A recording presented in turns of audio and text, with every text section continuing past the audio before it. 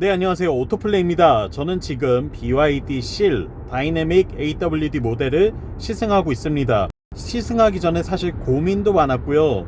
호기심도 있었고, 어떻게 보면 조금 편견을 갖고 보려고 했던 것 같기도 해요. 그런데 막상 타보고 나니까 좀 생각이 달라지는 그런 자동차였습니다.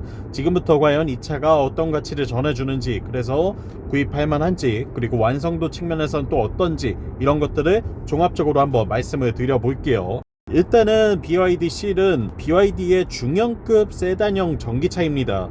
전체적인 크기로는 현대 아이오닉 6보다는 약간 작고요. 그리고 테슬라 모델 3보다는 조금 큰 편인데 차폭은 모델 3가 더 넓어요. 파워트레인은 제가 지금 타고 있는 듀얼 모터 4륜구동 기준으로 최고 출력이 530마력, 그리고 최대 토크도 60kg 포스미터를 넘어갑니다. 정말 대단한 수준의 출력을 갖고 있죠. 여기에 배터리도 82.6kWh의 LFP 배터리를 탑재하고 있어요. 일단 주행 성능이 어떤지 한번 봐야 되겠죠. 가속 성능은 제로백 수치 기준으로 3.8초를 기록합니다. 그래서 차체 뒤에도 3.8S라고 붙어 있는 게 이 제로백 수치를 표기를 해놓은 것 같아요. 어떻게 보면 굉장히 직관적이고 단순하지만 그만큼 상징적인 출력을 낼 수 있다는 걸 자랑하고 싶었던 것 같기도 하고요. 실제로 몰아보면 굉장히 대단한 가속 성능을 경험하실 수 있습니다. 주행 모드를 바꾸고 풀악셀을 하는 순간 이게 약간 아득해지는 느낌이 들 정도거든요. 정신이 아득해진다라는 느낌이 들기 때문에 3초대의 제로백은 사실 굉장한 수치잖아요. 그래서 여러분들이 일상 도로에서는 거의 쓰실 일이 없을 정도의 높은 출력을 갖고 있다라고 할 수 있겠고요. 듀얼 모터 4륜구동이기 때문에 트랙션도 굉장히 잘 잡혀 있어요. 그리고 셰시의 전체적인 이 완성도나 안정감 측면에서도 이 출력을 잘 받아내고 있다라는 생각이 들 정도로, 사실 저속에서 풀악셀을 할 때나, 그리고 고속에서 거의 최고 속도로 밀어붙여서 달리고 있을 때나 상당히 안정적인 느낌을 전해주더라고요. 그리고 최고 속도는 시속 180km에서 제한되어 있습니다. 그러니까 우리가 일상도로에서는 어떻게 타고 다니던 그냥 이렇게 편안하게 언제든지 원하는 가속력을 얻을 수 있다는 걸 확실히 좀 보여주는 자동차였고요. 그렇기 때문에 출력 부분에서는 전혀 흠잡을 곳이 없고, 오히려 다른 웬만한 차들보다 훨씬 더 뛰어난 수준의 가속 성능을 갖고 있다라고 보시면 되겠습니다.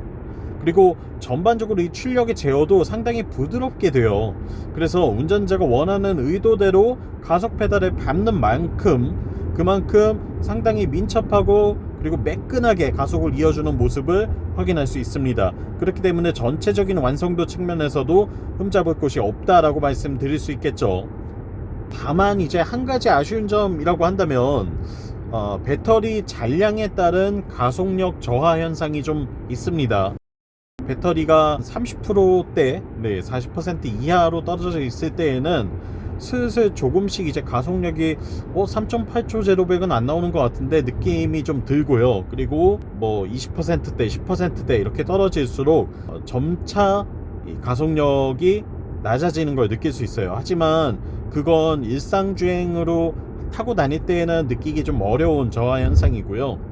풀악셀을 해서 내가 막 3초대에 제로백을 기록을 해야 해, 아니면 와인딩, 스포츠 드라이빙을 즐기고 싶어 하실 때에만 느낄 수 있는 현상이기 때문에 이 차를 어떤 목적으로 구입하시냐에 따라서 좀 평가가 달라질 수는 있겠죠. 하지만 어쨌거나 직접 타보니까 이 배터리 용량이 많이 남아있지 않을 때에는 출력 저하 현상이 좀 있다는 거, 그리고 이건 아무래도 이 LFP 배터리의 특성이기 때문에 이런 점들은 고려하고 구입하셔야 될 것 같다는 걸 말씀드립니다. 그리고 이 셰시의 안정성에 대해서도 한번 따져봐야 되겠죠. 일단 서스펜션 구조부터 볼게요. 전륜에 WC-본, 그리고 후륜에는 멀티링크 구조를 채택을 하고 있고요. 당연히 전기차 전용 플랫폼을 갖추고 있고, 한 가지 더 놀라운 건 이 차는 배터리가 이 셰시의 일부로 구성이 되어 있습니다. 그러니까 배터리 자체가 차체 강성을 확보하는 데에도 도움을 줘요.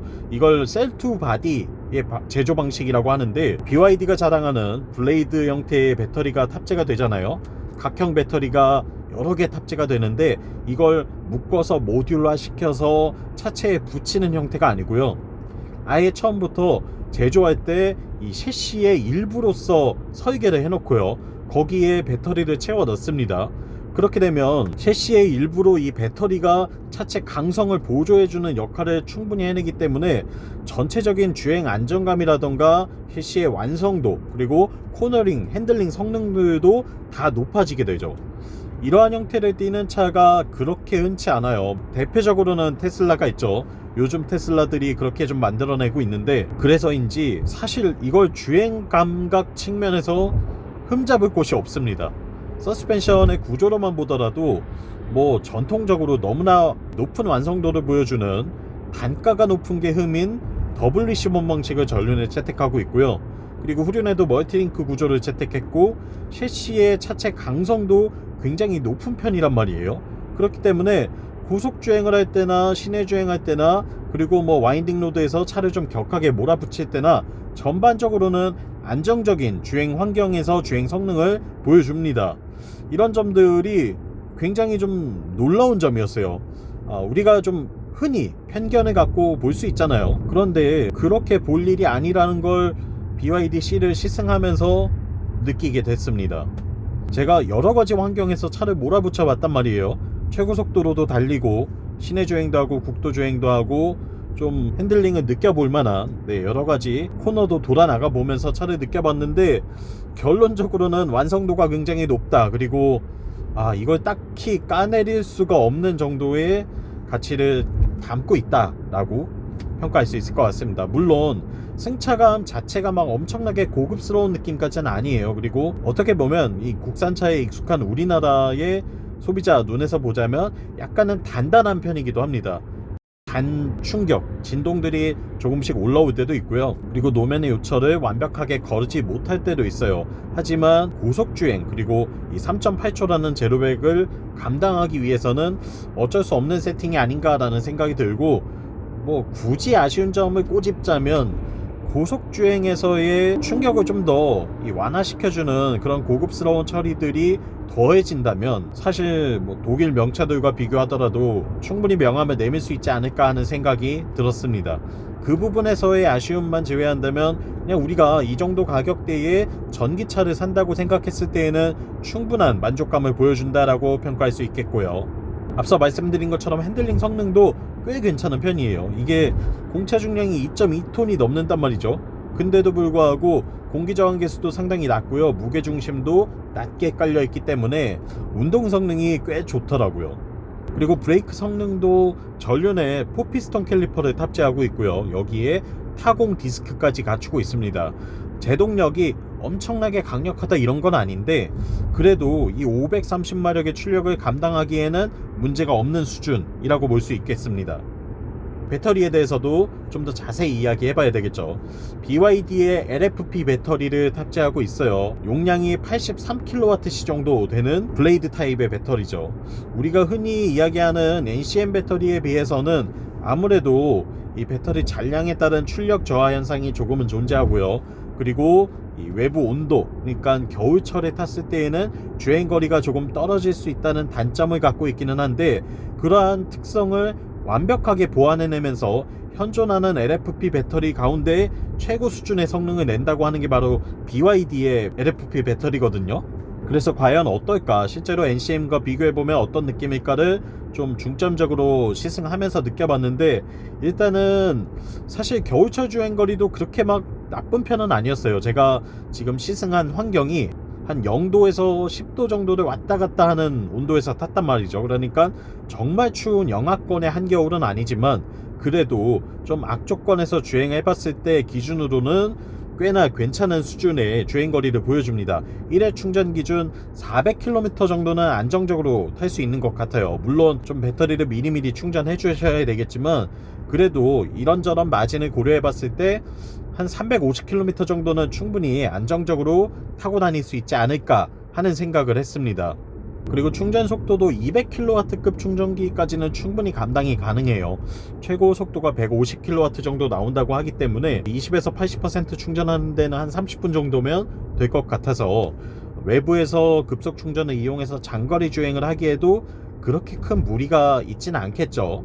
또한 안정성 측면에서는 오히려 NCM 배터리를 능가하는 LFP 배터리만의 특성이자 장점이 있기 때문에 그 점에서 봤을 때에도 충분히 가치가 있지 않을까 싶고요. 그러니까 무조건 나쁘다기보다는 장단이 존재하는 형태예요. 그래서 이런 점들을 따져보고 여러분들께서 구입하시기에 이건 나는 괜찮을 것 같아, 나는 좀 맞지 않을 것 같아, 이런 점들을 잘 따져보고 판단하시면 좋지 않을까 하는 그런 생각을 했습니다.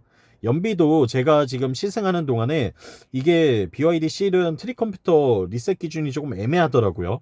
차량을 타면서 전체 누적 평균 연비와 그리고 최근 50km 주행 거리 동안의 평균 연비, 이 두 가지만 볼 수가 있습니다. 그래서 최근 50km 주행 평균 연비는 지금 100km당 17.8kWh니까 환산해보면 한 kWh당 5.67km 정도를 주행할 수 있다라고 보시면 될 것 같아요. 1회 충전 기준으로는 450에서 500 정도가 나오는 셈인데 아무래도 배터리 마진들이 좀 존재하기 때문에 실제로는 400km 정도 탄다고 보시면 되겠습니다.